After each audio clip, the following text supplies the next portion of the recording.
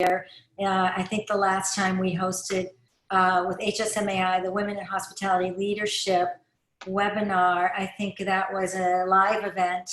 I know that at the, I think it was at the Cadillac or the Confidant Hotel, but at any rate, very, very delighted to welcome all of you. We're super excited. We've got a great dynamic group of women, and obviously like to thank HSMAI for their partnership.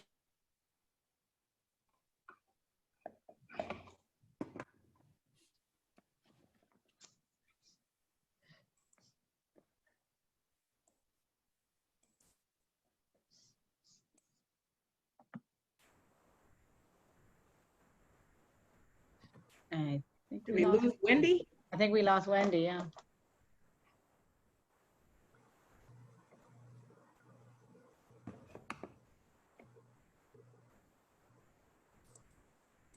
Guess we'll give her a few minutes. I'm gonna call her now and see.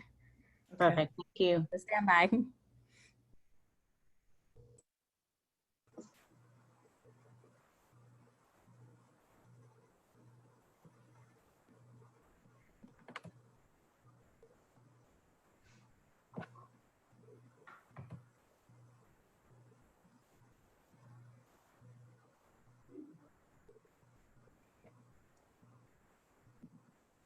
Can you all hear me okay?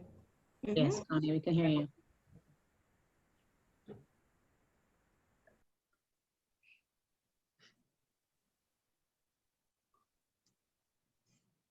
Well, I'm sure if Wendy was here, she would say, thank you everyone for your patience. That's right. Oh, yeah, that's right. We're live. Right. Thanks everyone for joining us. You're right.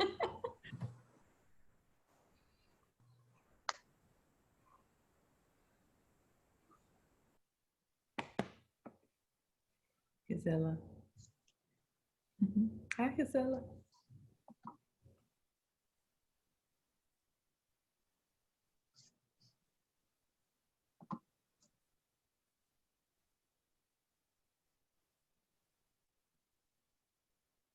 We have to get Catherine. Oh, here I am. Oh, Okay. Yes. Hi, everyone. Sorry I missed you. So let's get started. We're going to, I'm going to ask the panelists to introduce themselves and tell us a little bit about yourself and your career. I think that we'll start with our dear friend, Kate Farmer. Kate, go ahead. Hello, everyone, and I'm sorry, technical difficulties. I'm not sure if you can see me. I'm trying to make myself again pop up. I'm the general manager at Margaritaville Hollywood Beach Resort. I'm sitting in virtually my JWB restaurant and bar, and it's one of 8 restaurants on our property in Hollywood. So thank you, Wendy. Thank you for including me in this panel. I'm honored to be here virtually. My career has had a lot of time in Miami, actually, over the course of it. And so we've been friends for a long time. We've known each other since the early 2000s, I think. And really, I know I shouldn't have said that. We've only known each other for a short time, but over the course of my career, I moved to Miami in the late 90s. And I was downtown Miami. And at the old Omni, which has been many things at 16th and Biscayne Boulevard. And then came over to the beach, and that was really so amazing, and it's such a different experience. So I was at the Eden Rock when it was a Marriott, in the Marriott portfolio, and I was transferred to Dallas, Texas after being there. And then I was transferred back to Miami Beach. And then I left Marriott and joined Morgan's Hotel Group. And over the course of 10 years with Morgan's Hotels, had the great opportunity to work at their portfolio in South Beach, the Shore Club, the Delano. I opened Mondrian South Beach. And then I went to Boston and opened their property there, helped in their Northeast New York portfolio, and then got transferred to the Bahamas, where they had a project going at Baha Mar, which was so much fun to be a part of. And then in 2014, it was time to come back stateside, and I was really excited to be part of growing and creating the brand, the hospitality division of Margaritaville. So we opened our hotel in 2015 as the flagship for Margaritaville Resorts. We now have 14 operating Margaritaville Resorts and another 10 in the pipeline. So a great growth brand, and has been so much fun to be a part of creating that growth. And thank you again. I can't believe how many years ago that we've known each other. That's so crazy. It was really fun working with Morgan's Hotel Group, wasn't it? That was an interesting time. So Connie, welcome. Delighted to have you. Thank you, and thank you, Wendy, for including me on this panel. So, quickly, my career, I'm from the Nashville, Tennessee area, actually Franklin, Tennessee. For anybody that's been to Franklin, Tennessee, I started in the industry. My first job was working for a Days Inn and a Ramada at the same time. So I worked at one part of the day and the other the part, same owner. So I kind of went back and forth. Did that for about a year, around 94, and then worked for another year in Owensboro, Kentucky. So if anybody's been to Owensboro, I lived there for a year. But after that, I was privy to a job at the Nashville Convention and Visitors Bureau. So I joined them in '96, and I worked there for 19 years. So that's where most of my career, as far as conventions and tourism, where I got my feet wet, if you will, and then was very fortunate in 2015 to move here to Miami, honored to take a position here in Miami that's working with diversity, multiculturalism, inclusion, and all those things as part of the tourism industry. So as of June, I've been here for 5 years, and it has flown. I mean, it seemed like a while, but then it just seems like yesterday. Just really enjoy it. I love the tourism industry. I love people, and I love to see the connections and the connectivity going on all the time, but in particularly now, the push is there. So I'm excited about the potential for our future as far as that's concerned. So happy to be here. Shout out to the GMCVB peeps on the chat. I see them, so shout out. Thank you. Connie. Connie, we're lucky to have you at the CVB, really lucky. And I did want to say, acknowledge Bill Talbert, our partner, President and CEO of the GMCVB, and Bill always likes to look at my cookbook. So Bill, I've got a couple cookbooks for you. So we're celebrating women today. So I've got one of my favorite chef restaurateurs, Alice Waters, and I've got a few of her books, but this particular book I really enjoy, The Art of Simple Food. It's a wonderful, Alice Waters has Chez Panisse out in California. And then the other one I love is Ina Garden, with her husband Jeffrey, and she's got just some great recipes. She's a hoot. She's really fun. She has a show, and she's just a hoot. I love her. She makes me laugh. Okay, trying to figure out how we can do a cooking class at some point. So our newest addition, although I feel like we've known Heather for years, right, Heather? I'm delighted to have Heather Shaw, Assistant Director of Tourism and Culture, City of Miami Beach. Thank you, Heather. Love your backdrop. Thank you. I'm on the beach. This is the morning. Thank you, Wendy, for inviting me to this auspicious day. It is Women's Day, 100th anniversary of women's suffrage. My career in hospitality is a long, winding road. I started out in advertising and moved from advertising to law, became a lawyer, and then from a lawyer to going into entertainment, and from entertainment going into communications. And then from communications, that's where I found life in a hotel industry. I was living overseas in the Middle East, overseeing communications and public relations for the Hilton brand, for all of the Middle East and Africa, and part of the Indian Ocean. And that really got me involved in hospitality. Before that, I had been in, again, winding road, have been in banking. I've put my toe in everywhere. And I think that that's really how you make, value in hospitality is by having kind of, diversity in your background of not, saying no to certain things and taking risk and being able to add those values there. I worked with Hilton for a number of years, opening about six, seven hotels in that region, and then moving on to a larger event of trying to pull off the Dubai Expo, which was supposed to happen in a few months, but that's been postponed. I have lived off and on in Miami Beach. And so when I returned back to the States, I decided to settle here. And I was lucky enough to be able to get a job with the city of Miami Beach doing something that I love. I like being able to assist people. I like being able to do something that's creative. I think that that's probably a common thread amongst people who are in hospitality, that we like to serve. We love, that's something that's within us, and we like to do it in a creative way. So I find my position in working as a liaison to the hotels and doing economic development, assisting with economic development, bringing restaurants and making Miami Beach the best city in the region, in the nation, internationally, and working with Connie on making sure that we communicate that this is the destination to be, is a pleasure for me. And part of my journey, like I said, was a winding road of putting my toe in a lot of different ponds and ending up in Miami Beach on this beautiful beach.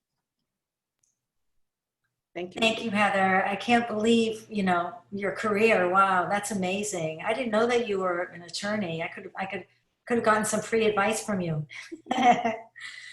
So here we are. Mary's just been such a wonderful partner for us, and Mary's involved with an incredible group here called our WHIP group, our Women Hoteliers Influencing Progress. Remember our last meeting, Mary? And yeah.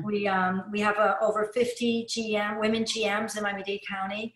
So we're celebrating we're celebrating that, and with huge growth as well. So Mary, tell us a little bit about your career and Absolutely. how you got to where you are today. Sure. Thank you, Wendy. Thank you for inviting me to join today. And good afternoon to everyone who joined us. We appreciate your time. And I feel very honored, Wendy, for joining these wonderful ladies, to join Kate and Connie and Heather. And I feel very privileged to be part of this wonderful group of ladies. So a little bit about me. My name, again, is Mary Rogers. I'm the Vice President and General Manager at this amazing Fontainebleau iconic hotel here in Miami Beach. I've been here since we opened in November 2008. I distinctly remember at the time I came here, I thought for 1 year or maybe 2 years, and 12 years later, I'm running this amazing resort here in the beach. And again, Miami, I don't think it was ever going to be the destination that I ended up staying in. Again, I thought I came for 1 or 2 years, but 12 years later, you fall in love with the people and the beach, and certainly this wonderful town that is Miami and Miami Beach. So, but prior to Fontainebleau, I worked for 10 years for the Ritz-Carlton Hotel Company. My career predominantly has always been in convention services. Actually, I have a sales and predominantly convention services background. And then over the years went into the rooms division. So always in hotel operations and convention services until I was very, very fortunate 3 years ago to be appointed to be the GM here at Fontainebleau, which is wonderful. I was the first female general manager of Fontainebleau since 1954. So that's my story. And I look forward to chatting with everyone this afternoon. And again, thank you for inviting me today. Thank you. So one of my favorite questions, I think I ask this whenever we have this event. I think it's a really important question and kind of something that you take time to think about. But what has been a defining moment in your career and why? And let's start with Kate.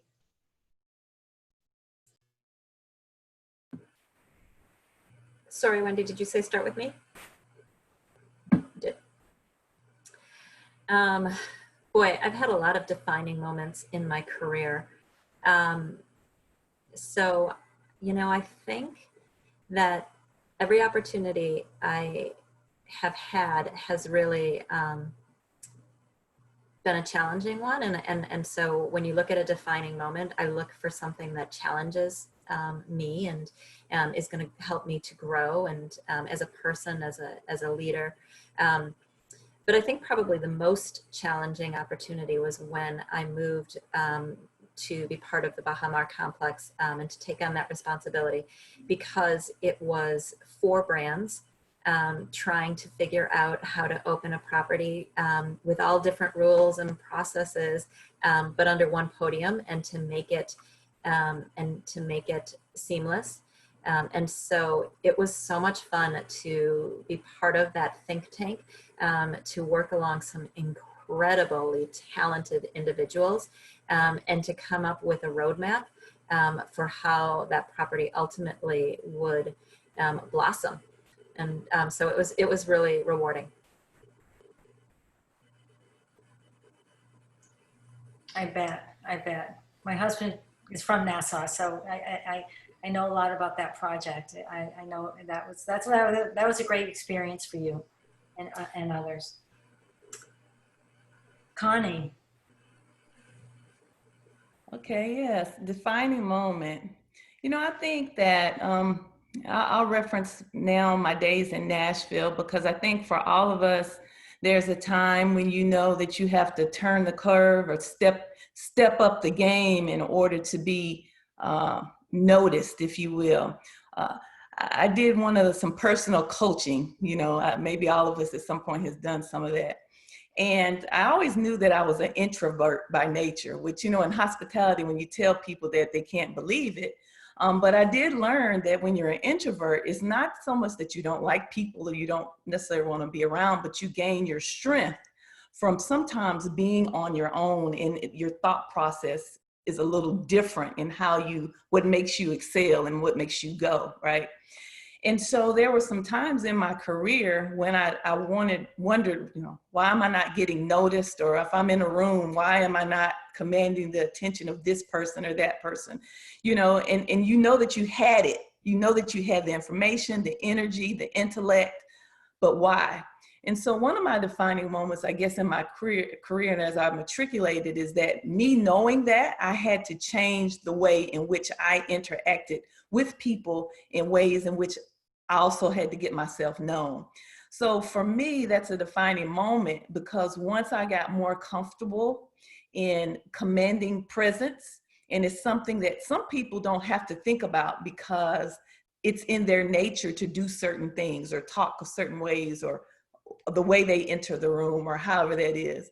But for me, even now, I have to think about it a little bit in order to get my point across. And so for me, that was a defining moment, because once I really understood certain things about myself, in particular that, I felt it to be more beneficial in everything that I do. I mean, whether it was the interview when I came to Miami and how I had to strategically conduct myself.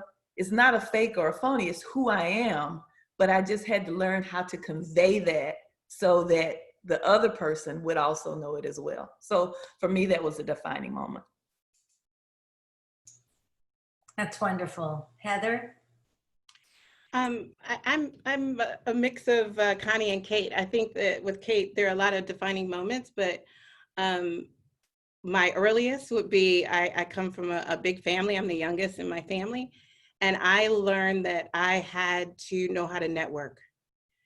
And that's how you got what you wanted. On top of just being pleasant and meeting people, there's a saying, the same people you meet going up the ladder are the same people you see going down. I have met people at an early age. My mother instilled this in me to, you know, stay in touch with people. I have stayed in touch with people. Even in this job, I can go back to people that I knew in my 20s because I keep in touch with them. And there's so many different channels, electronics that can help you. LinkedIn is a big one, obviously all the other social media. But it's not an insincere, and I don't keep in touch with people when I need something from them. I keep in touch with people just to say, I care about you, I'm thinking about you. And even if it's once a year, but keeping those contacts. And I have never gone without being in a situation where I'll know someone who may know someone who may know someone. And along my career, that has been extremely helpful for me. It's been helpful for businesses that I've worked with, friends and family. And that is something that can, and actually this is a Bill Talbert, and you mentioned Bill Talbert. He's like the king of networking, knowing people, and not just meeting people to meet people, but meeting people and actually listening to them, remembering something about them, making them feel that you're engaged with them. And that has been tremendous to me in my career. That's nice. Yeah, besides knowing our birthdays, which he reminds us of every year, right? He also knows how many years I worked at the association. So he always reminds me for my anniversary. It's great. It's really, we love you, Bill. Mary, share with us your defining moment.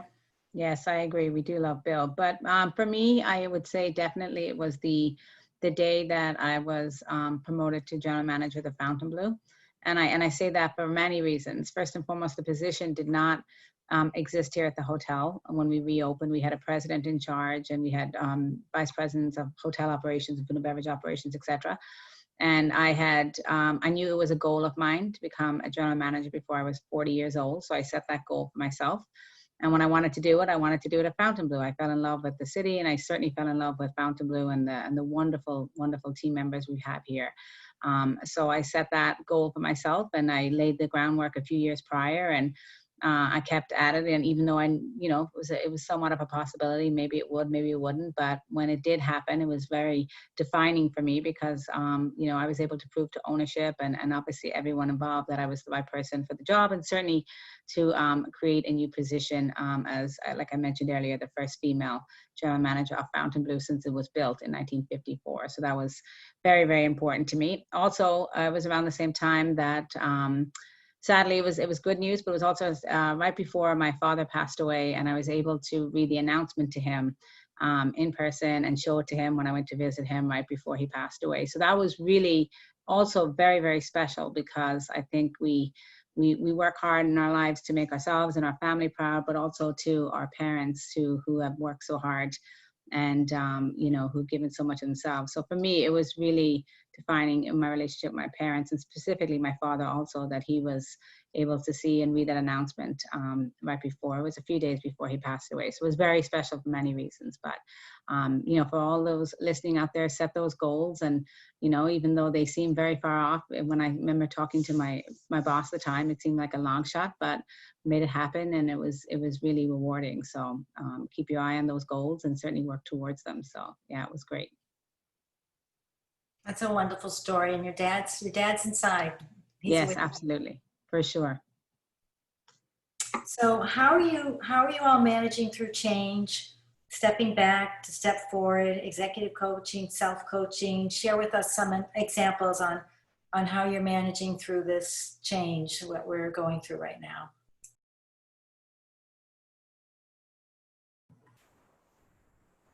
Well, Anyone of us? Kate.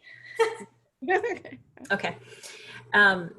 So, I think there is so much information and so much expertise out there.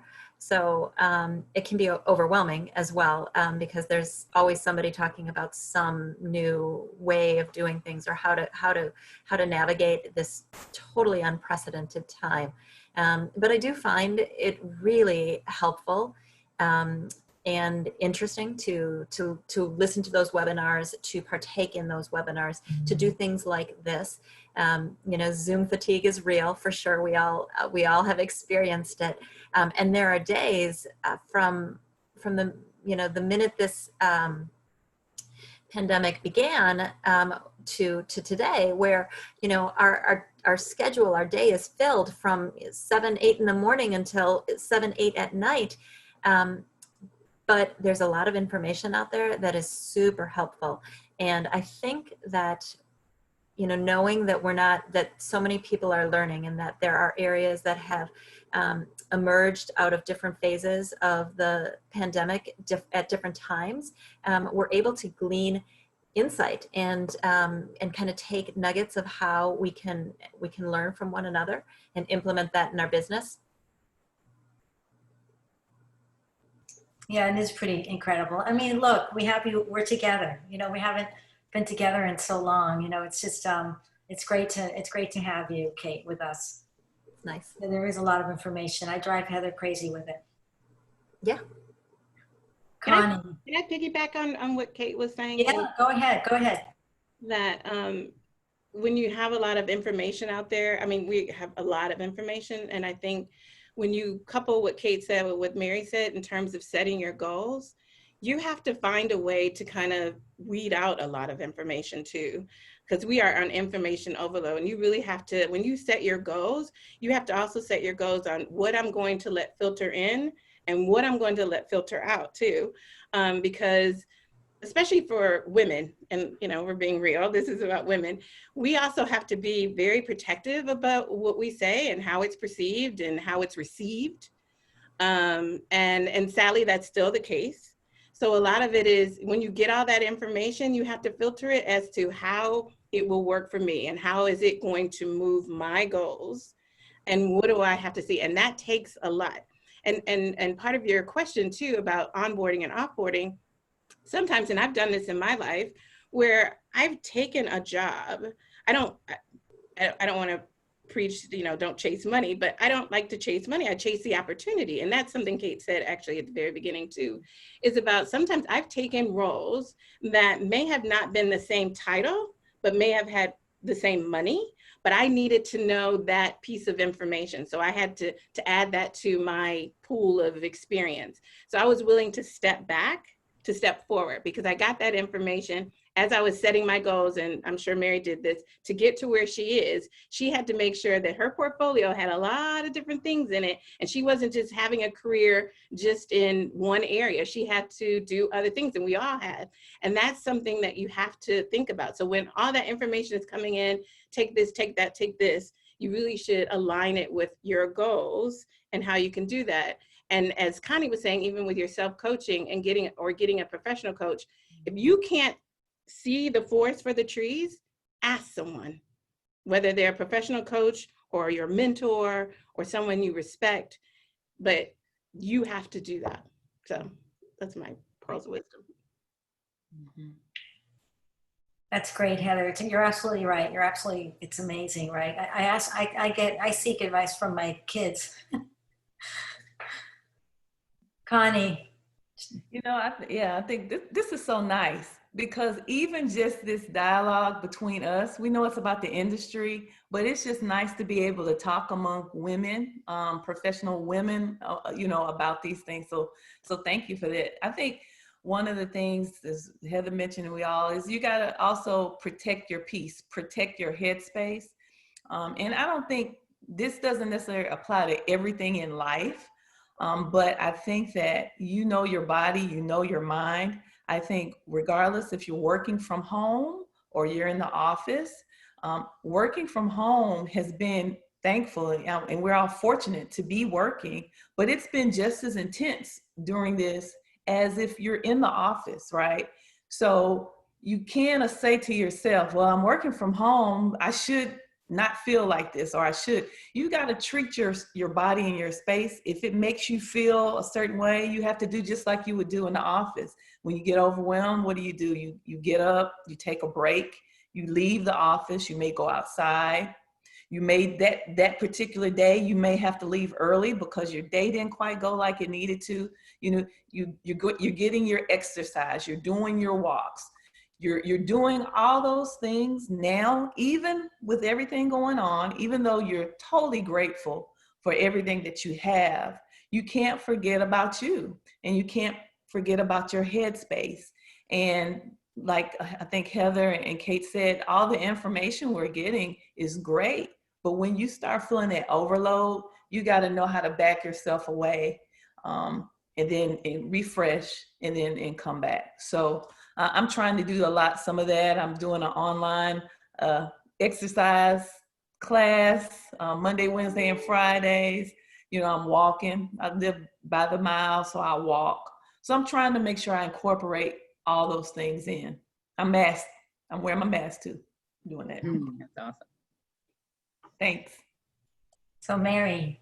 Yeah, I think there's been so much change lately, and like you said, it really will get to you if you let it. But one of the ways that I feel over the last, particularly the last 5 months, that I've been able to manage through it. It's something that Heather mentioned, is that I've been using my wonderful network of friends that are my fellow GMs and fellow operators on the beach. And there's not a week that goes by that I don't pick up the phone, even if it's on my drive home, to vent about another new normal change or whatever it is. But really using my network to allow me to talk through the changes or the pressures or the environment that we're in.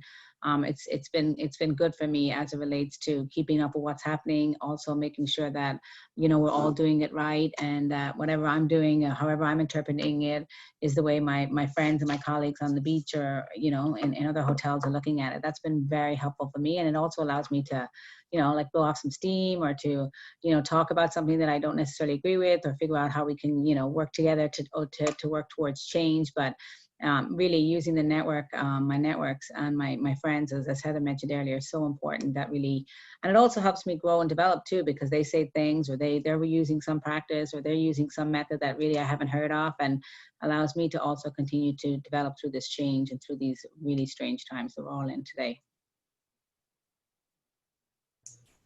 Yeah, again, I've had a couple Zooms with my girlfriends that I grew up with in Maine. Oh my God, it's so fun. And some of them are retired, they're not working anymore. And then they're always just so excited to hear about the hotel industry. They just love, they think it's so, and it's very exciting. But it's fun. It's fun to talk, like get with your girlfriends, it's Right. really, I love that. So I'm going to ask some questions individually. This is for Connie. Connie, share with us more about the GMCBB statement on racial injustice that came out. Gosh, it's been what, six, 8 weeks now, I think, right? Or is that how long it's been? And how we, all of us, all of your new friends here too, how we can work together. I know you and I have been talking about having a call and putting something together, and we all want to do something. So share with us some of the initiatives and you and the GMCBB are working on, and how we can help and work together. Sure. So the statement, as everybody, a lot of people did, and really the awareness peaked during this time frame after the killing of George Floyd. We too, as a bureau, wanted to speak to it. It took us a minute as well to kind of grasp really what had gone on in our country, and how it trickled down to even us, the GMCBB, who typically, politics and how we broach all that is always, we're all thinking about those things and how we relay those things. But collectively, as an organization, through the leadership of Bill Talbert, and of course, our team in multicultural tourism being just very aware of this area, we wanted to also make sure that the world knew, that our stakeholders knew kind of our stance and our thought on the happenings of the world. So we collectively drafted a statement, and I'll go from statement to response. Initially, a statement about it and the injustice there, and the unfortunate situation, and we must do better as a country. And also from a GMCBB standpoint, we are going to be more proactive and do things.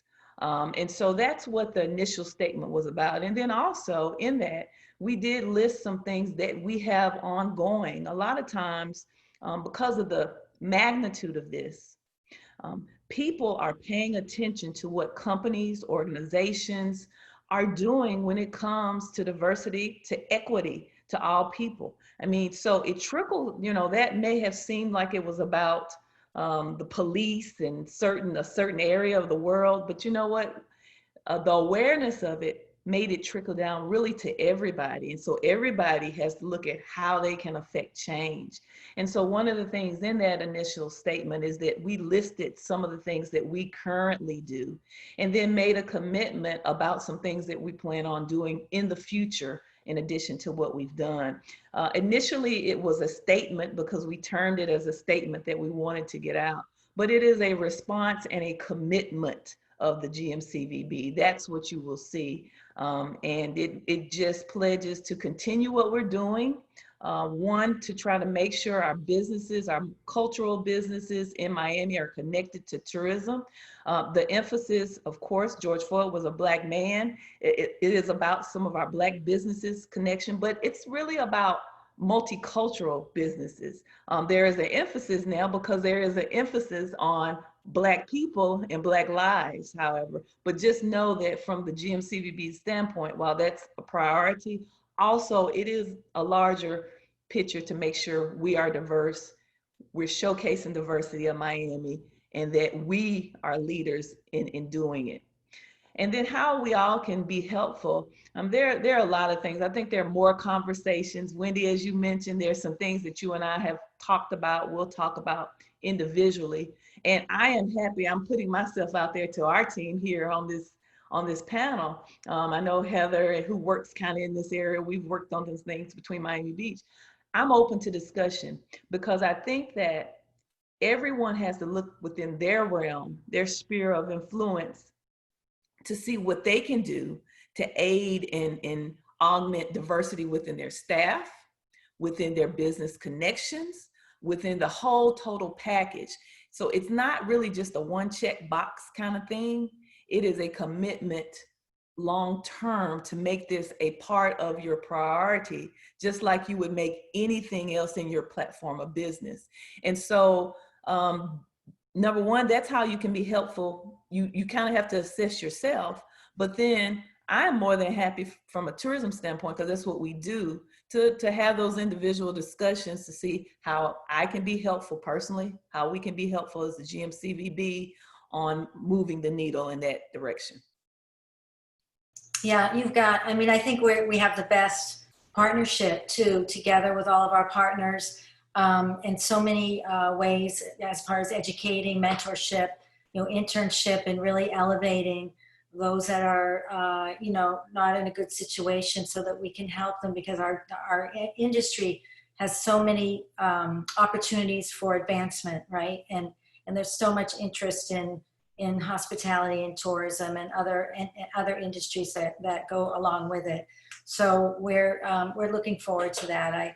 I have to say, I didn't share in the beginning. We were chatting before we got on, but I thought the convention, the Democratic National Convention yesterday was amazing. I thought Michelle Obama was like, I was crying after she spoke. I think there's a lot of incredible positive energy going on in our country right now. So, with all the negativity we've had, there's a lot of positive, and I think that's what made me so excited, was that there's so many wonderful things happening. So, I think if anybody wants to, chime in, I know Heather and I have been talking about it. I kind of reached out to her for advice in the beginning, how are we going to get through this? And if you'd like to share some thoughts with us, Heather, I think that would be great too.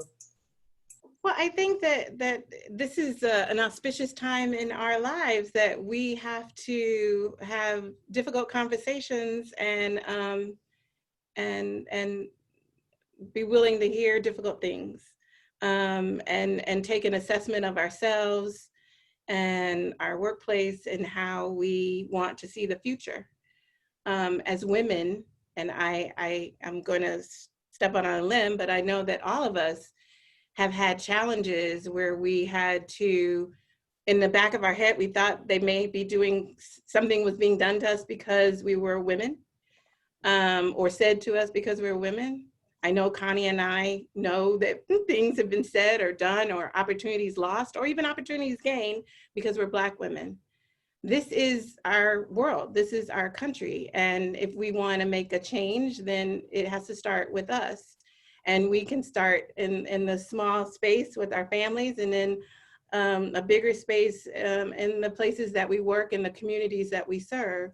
And we do that by, number one, representing that ourselves. We're doing that now. We're saying, we're opening ourselves up to have a conversation about how we succeeded, how we continue to succeed, how we want to succeed, and how we want to take you with us by sharing our journey. And I think that that's really what this is all about, us having a shared journey and understanding that you're not heavy, you're my brother, you know, or sister for that matter, and that I'm here to help you, and I hope you'll help me too. And that's the only way that we're going to really, as Miami-Dade County, as a hospitality industry, be able to succeed. I worked in the Middle East where, you know, and I love Mary because of Mary being the first for Fontainebleau. And that just means the world to me, you know, that she was able to accomplish that and that she set out her goals to do that. In the Middle East, I would walk around and they would never think I was, you know, leading, you know, a department. And that gave me so much pride. And I wanted to make sure that other women and other people who wanted this to be able to do that. And that's what our country is about. And that's what our industry is about, giving opportunities to people who want this and want to do what's best for it. I hope that was that what you were looking for? Yeah, no, it's great. I'm trying to navigate because I think this is a great conversation. If Kate or Mary, you want to add anything, or, you know, because this is it's about women, about minorities, about helping. You know, I think that women, you know, we have the power and the ability to make a lot of change. I really believe that. Yeah, you know, I would love to add, because it's something that, you know, Heather and Connie spoke so well about. But Wendy, you talked about asking your children for advice. And, you know, during this time, I actually had a conversation with my oldest daughter. Well, actually my two girls, and one is still at home with me and the other is not. But about their perception, about the challenges that they face and how they see things. And that was really eye-opening because, you know, we're living it. We're in a different place in our lives. And so our struggles maybe, you know, seem normal or seem like the everyday. And so when you put perspective in for generations that are coming next, and how they're seeing what we're living, I think it's really relevant and it can help us in how we respond and how we act. How old are your kids now? You really did ask me that. So my oldest is 20 and the twins are 16. Okay. Oh. Wonderful. Yeah. Yeah, they're great. They really are. They're smarter than us. So Super speaking smart. of kids, And what they experience and the obstacles that they experience still are very real. mm-hmm. Absolutely. Absolutely.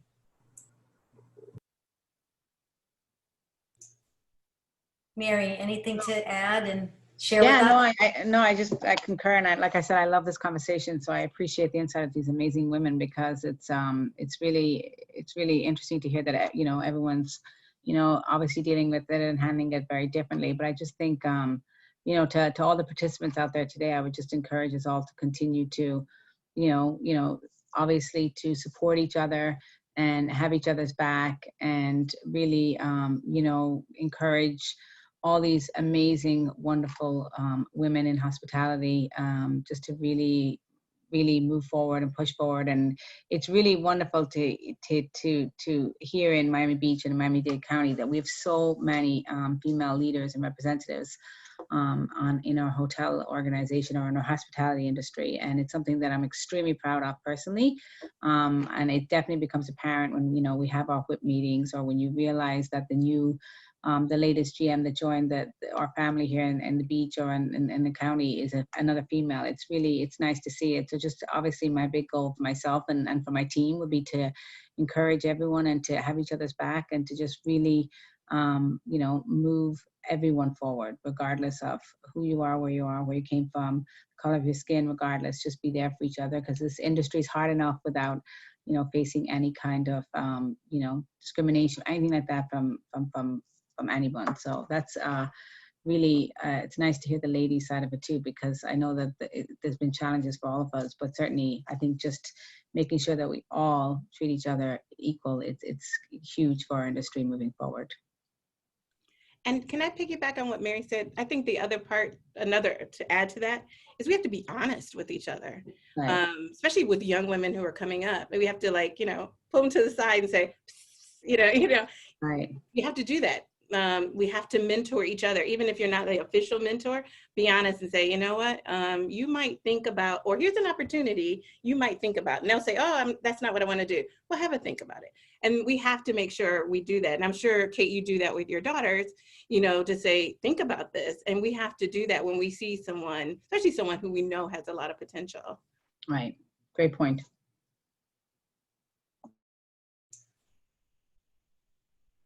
That was very cool. I like that. So, Mary and Kate, as hoteliers, share with us how it's going right now. And we were just catching up before the webinar started, and how you keep busy and productive during COVID-19, and kind of where you're at right now with your employees, and trying to get back to have the new normal be a good normal, right? Kate, I'll go first, since if that's okay.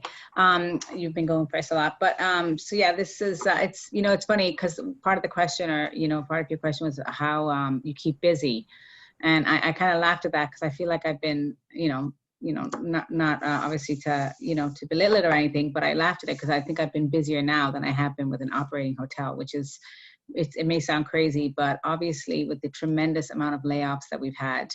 And as everyone have had, we were outside Mount Sinai, the largest employer in Miami Beach. We had 2,200 employees in March 15th, 16th, whatever you want to call it. And we are down, we a little under, we laid off over 1,800 people, which included 178 managers. So obviously it's been a very traumatic time for our team here. Everyone is very sad and very, obviously uncertain of the future, certainly because we've lost so many amazing colleagues and so many amazing team members that have worked here for, I'm talking, 30, 40, 50 years. So busy, I've definitely been busy and I hope productive, but it's been a very long and very different journey. It's been a new way of leading, and certainly, your day-to-day running operations and running hotels, as all those ladies are familiar with, is really gone out the window, and you spend your day, as we all know, on Zoom calls, and we spend our day talking to city officials or government officials, and I call Heather or I text Heather because she always responds, so thank you, Heather. And I text Wendy or Lynn Hernandez or somebody to give me updates, because every other day something is changing, and then we try to stay on top of it, and we collaborate with all of our partners on the beach and our GMs, and we make the changes that are important for our team members, obviously to keep everyone safe and healthy during this time, so that they do feel, those that are coming back, they feel safe and they feel okay to come into work. And then obviously for our guests, to make sure that even though there are restrictions, that they continue to have a good experience here at the Fontainebleau, because that's important to us. So it's been very, very busy, and I hope the team feel they've all been productive, but it's just been a very different new normal. I know everyone says that word, but it really is, it's just a different way of operating hotels.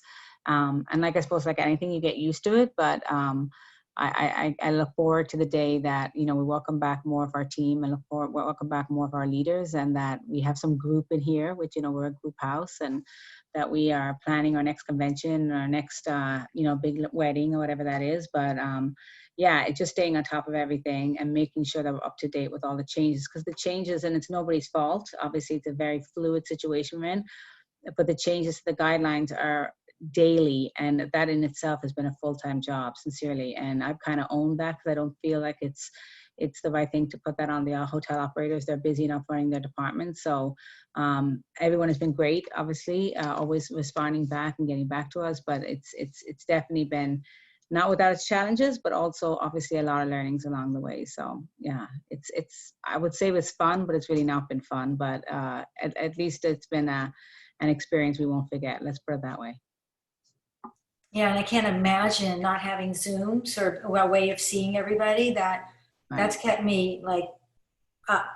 It's really, Right. I feel like I've seen everybody.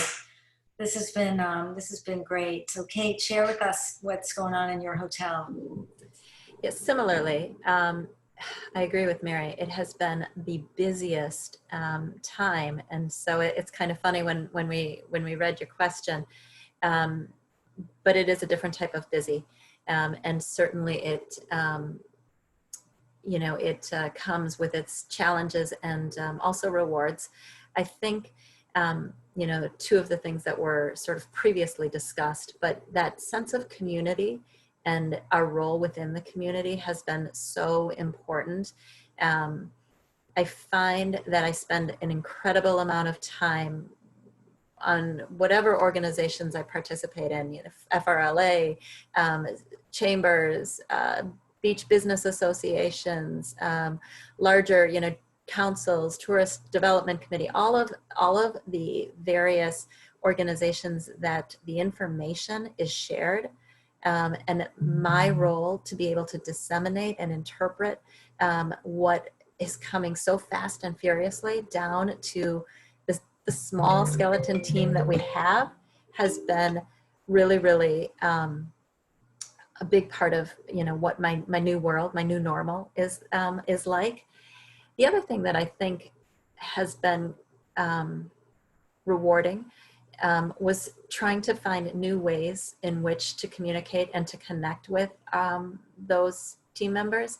And so when we, like everyone else, were in a position to have to lay off or furlough individuals, how we communicated, how we got to be able to deliver messages or speak to our teams, but just being able to connect with our team members, even if they're not currently working with us right now, that's been really, really rewarding, really important to me, to keep that network, to keep that connection, to know that we can support them, we can just be there as much and as however we can for our team and for our community.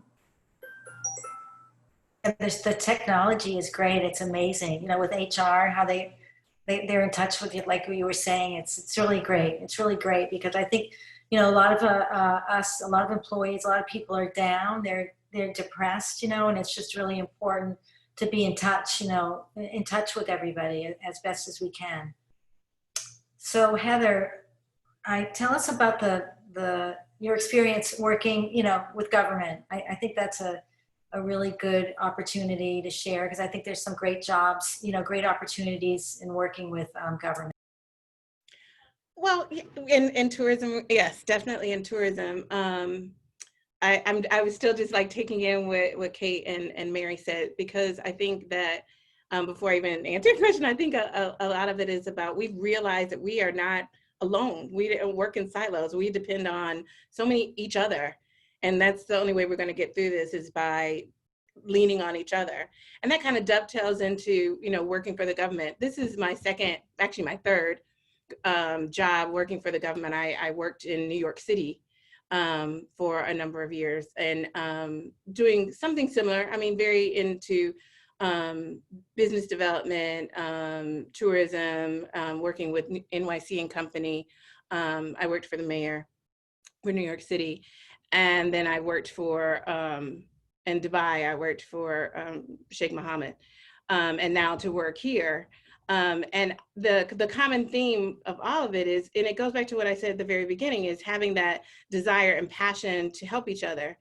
When Mary texts me, and Wendy knows this too, we're on call 24/7. And it's not because, I'm on call 24/7. No, I'm on call for 24/7 because I want to help you. I want to help our businesses, our residents, our visitors, our tourists, our partners succeed. So if that means that Mary has to call me at 11 o'clock on a Saturday night because she needs an answer, I'm going to pick up that call and I'm going to try to find the answer. Wendy and I we knew each other, but now she's like my sister, because I talk to her every day. And definitely when we were in the throes of all of this, and it wasn't just, how are we going to help X and Y hotel, or how are we going to carve out or influence or persuade a certain type of policy, but there were moments that we had to support each other. How are you doing? Are we getting through this? This has been spiritually, emotionally, physically exhausting for all of us. But that said, I think that the interesting thing, and the reason why I guess I keep coming back to government, is because I like to work in teams. I find that and it goes back to what I was saying, and having that diverse interest in kind of being a jack of all trades and master of it all. And I get to work in teams, and then I also get to see the results of what I am able to do immediately. If a hotel is calling saying, I can't get, parking in front of my place, or, code is coming and they, I gave an example, I need you to help me, can you do that? And to be able to help them to do that in times of trouble and times of when, they need something to make it even better, or when they just call to say, I just want to say thank you. Wendy and I talking about just, going by and visiting, you get to see immediate results of what you get to do, and you get to help people all the time. And if that is your passion, if you like to do that, if you like to move the needle, and in Miami Beach, this is what we do. We're 7 miles, 92 residents. We have over 186 hotels on our 7 miles. You have to be engaged, and you have to love this, and you have to want to do it all the time. And when you don't and you need help, you have to raise your hand and say, Connie, I need your help because I need the GMCVB to help me. Or Wendy, I need you to help me because I don't know, I can't do this alone. And that's what I think is the positive thing for government. And corporate corporate can be that way too. I worked for Hilton Corporate for a number of years, and the speed is different on certain issues, and I'm sure you all can imagine that. So, but I find that working for the government, I continue to come back to it because I like to see people and I like to help people. So there you have it. Sorry. I always say to Heather, are you home? You're still at the office, right? And you go home, go home. So hopefully you're going home after this.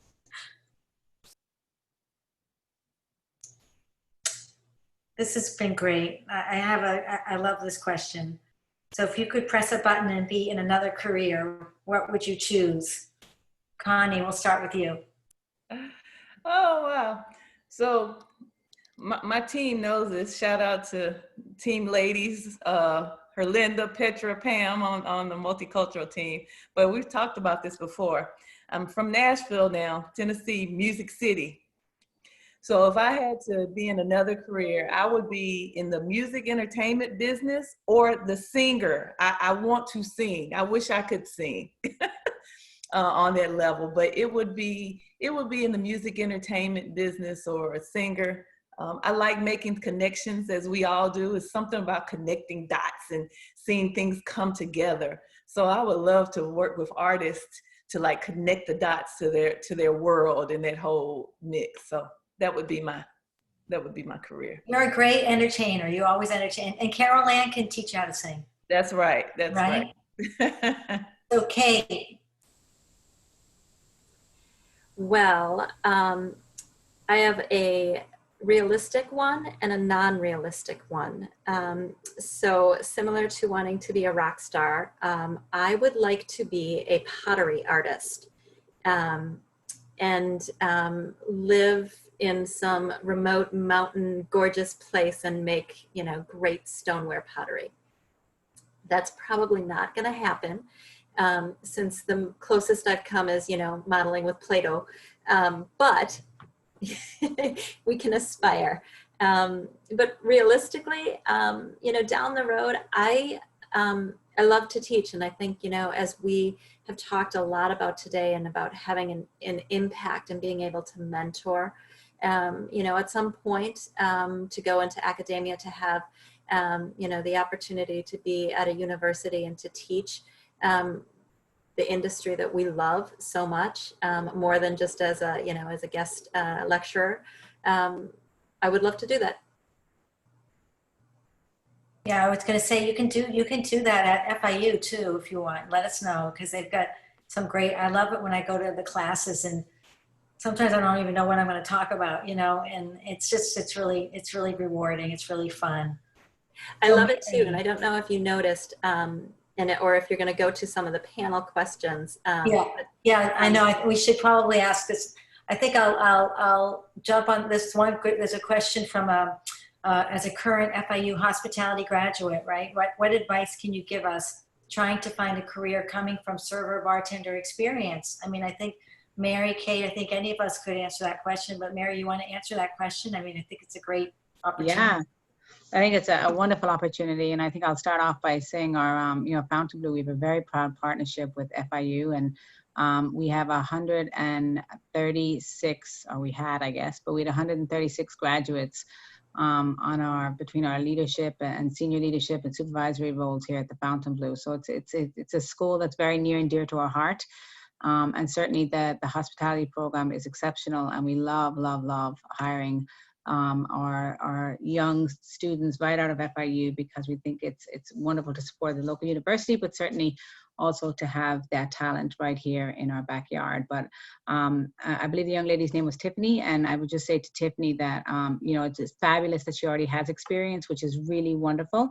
It's great to see that she was obviously very proactive while she was in school studying hotel management and hospitality to work in the industry. Really smart move. And then obviously from there, I would just recommend her to find in her heart if she wants to, go into the hotel operation side, which is the room side, or if she wants to go into food and beverage where she has the experience, and start off there. And we would start her here in a entry level position, and she would work her way right up through a management program, which we have many examples of ladies and gentlemen that came up through that role. But she definitely has experience, which is a home run, which is really exceptional. And then just getting a job and staying at a hotel for a few years and working her way right up, because once you have that degree and experience, I think that the sky's the limit. That's exactly what exactly what happened to me. And just hang on to those mentors and find someone in a hotel that will, guide you and help you and lift you up and give you great advice. And the sky's the limit. And the great thing is, as Heather, you heard Heather, in 7 miles here in Miami Beach, we have 136, was that what it was? 186. 186, which is really an amazing opportunity for all FIU students to get employment, which is really exceptional. And, if Tiffany wants to reach out to me after this, I'm happy to assist her personally also. So go FIU. So Mary, what about the other career? If you could choose to be in another career, what would that be? I thought about it a long time ago. I wanted to be a teacher, but I know for a fact that will be a fail after my Zoom classes with my daughters. So I'm going to scratch that right off. And I'm not joking about that. I don't know if I would ever have the patience, but, and I really thought about it. I spent time thinking about it. And my whole life, I remember I wanted to travel. I grew up on a small farm on the west of Ireland. And I always knew that I wanted to travel, and I didn't know what that meant necessarily. Didn't realize it would end up in hotels. And so I think any kind of job where it would involve me to be around the world, seeing new places that I've never been. That's what I always wanted to do. I knew there was a world way bigger out there than where I grew up, and I wanted to see it. I wanted to see it all. So if I could find a job that would allow me to do that, obviously post-COVID, I would love it, because teaching is not for me, I can assure you. But doesn't hospitality offer that opportunity? I mean, you can start with a brand and go all over the world. 100%. I mean, Ritz-Carlton, I lived in 3 different countries. I opened 17 Ritz-Carltons all over the world, and it absolutely does. But, if I wasn't in a hotel, I would still love to be able to travel so much. But yeah, absolutely does, Heather. And that's one of the reasons I was able to see and live in all these amazing places that I was able to live in. But yeah, it's a tremendous career for that. So everyone, close your eyes. And if you could go on vacation tomorrow, where would you go? Heather? I would say Sardinia in Italy. I like the food. I like the libations. Connie, you look like you're praying hard. Wow. I would say I have 2. So St. Lucia and South Africa. Sounds wonderful. Yes. Kate?